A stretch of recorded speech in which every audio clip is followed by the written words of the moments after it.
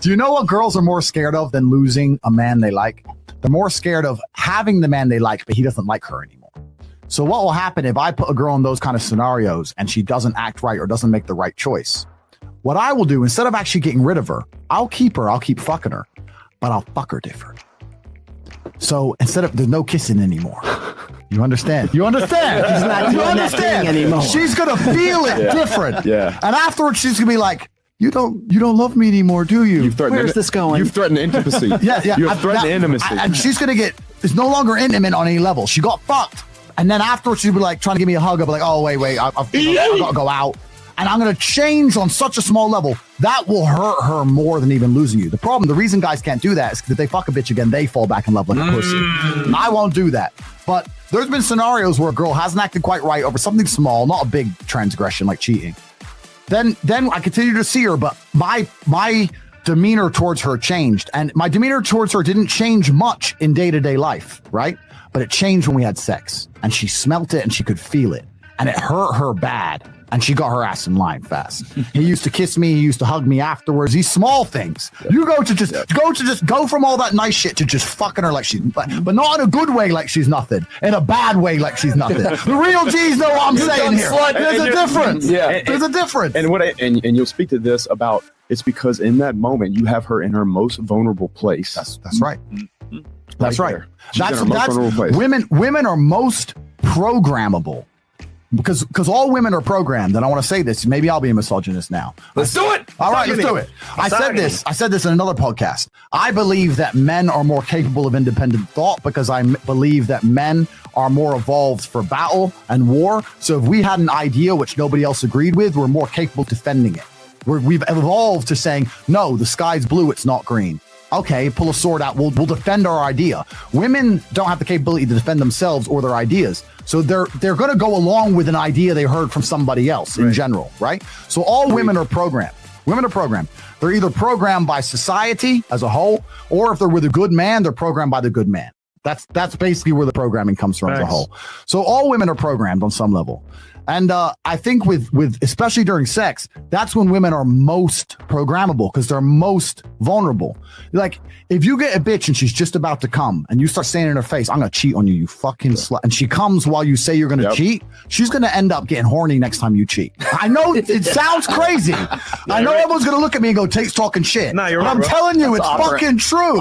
Tate's talking facts. He's talking straight facts. It's true. And especially sex as a man is a weapon you need to use. You have to deny it. You have to give it. You got to give it good. You got to give it bad. You got to use it right. And when I say there's ways you can fuck her like she doesn't mean anything in a way that she enjoys, and ways you can fuck her like she doesn't mean anything in a way she doesn't enjoy. The G's of the game know exactly what I'm talking about. Dick, bro. And you can do that gradually over time. If she ain't acting right, you can change the way you fuck a bitch to make her start to get insecure about he doesn't actually care. He doesn't actually like me. And that will shock them. You have moves you can make, but you gotta be perspicacious. You gotta pick up on her attention and you gotta act accordingly. And that's some dark triad shit. But I'll tell you, before I fuck a bitch, literally I'm laying there giving a full status report of her last few weeks. I'm loading up the Excel in my head. Was the house clean? Was this done? All right, okay, I'll give her this version. All right. What is it? So what is enough? So other than not changing diapers, and jet setting around the world, what is enough? You talk about being tall, muscular, you can shoot guns, all this stuff you talk about, right? Yeah. Some people aren't tall. Yeah. Naturally tall. What would you do if you weren't tall? All right. So firstly, let's accept something. God has favorites. Does he? He certainly does. Okay. And I'm one of them. As are you, my dear. Look at your nice, beautiful smile. Thank you. He gave it to you. God gave it to you, right? Okay. So God does have favorites, but it's not even about that. For the longest period of human time, for a man to be respected, for him to even be admired by society on any level, to some degree, he had to be a warrior. That's what men did. We fought. Right. That's what men did. We fought. So if you're out here as a man and you have no battle in your life, no conquest in your life, no form of war in your life, then what you do then? And it doesn't have to be physical. Physical is the best example of it. Every woman wants a boxer or a cage fighter. Of course you do. Well, biologically, yes, because it means that, for me, everything is evolution, right? Completely. So it means that if, one day the government's coming, which they're coming, you want to know that he can physically protect you and the family, right? Exactly. So every woman wants a boxer or a cage fighter, but this is the testament to the problem of the modern world, right? Right. Every single man watching this knows that women want fighters. Every single man watching this would love to be able to say he's a fighter, but 99% of the men watching this will not go fight because they are afraid. They're all cowards. They'll make up every excuse under the sun. Oh, it's busy with my Bitcoin. Oh, You're all a bunch of pussies. They are pussies, all of them. That's all they are. They're pussies. And women can smell that. So if you want to have a woman who truly respects you, you need to put yourself through war in some form. Now, what most men do is they avoid physical confrontation because they're cowards, and they start doing physical confrontation. This is why men are so obsessed with money, because it's a degree of conquest. We can no longer walk the earth and conquer land, right? It's not like the olden days where we could just walk around as the Romans and just chop somebody up and take their land. So now we conquer the land financially. This is why men will work so hard to be a CEO and give up his whole life just to be a CEO, because then he gets to feel like he's conquering something. Men have that innate desire for conquest.